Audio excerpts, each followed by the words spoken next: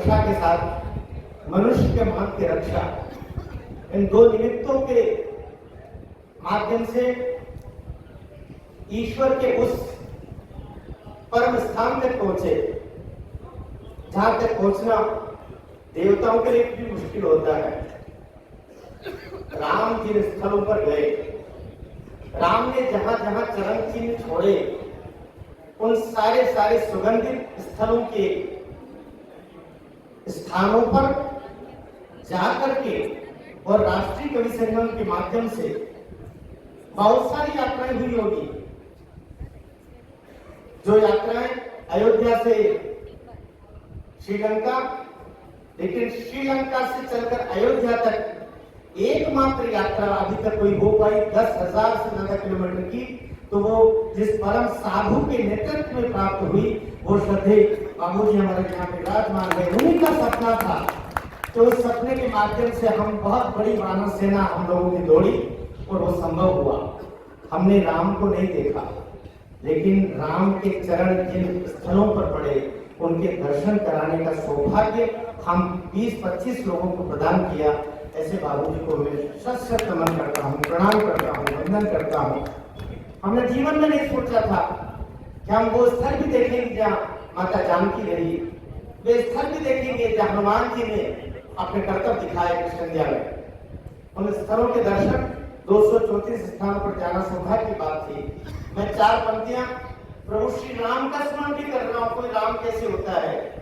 और आधुनिक युग में हमारी आंखों के सामने जो तपस्या रत होकर के राम के चरण चिन्हों पर चल करके और राम जैसा साधुत्व जिन्होंने ग्रहण किया, भगवा अस्त्र शस्त्र और वेश पहन करके कोई साधु नहीं हो जाता है। कभी कभी साधु और साधु से भी बड़ा साधु वो हो जाता है तो रहता तो इन सादे कपड़ों में, लेकिन हजार साधुओं की मैं समझता हूँ कि वो स्थान, वो मान, वो तपस्या उनके हिस्से में लिखी है। मैं प्रभु श्री राम का स्मरण भी कर रहा हूँ। उनका स्मरण क्यों करते हैं और बाबू जी का स्मरण भी हम क्यों कर रहे हैं? केवल 4 पंक्तियां उनके चरणों में रख रहा हूँ।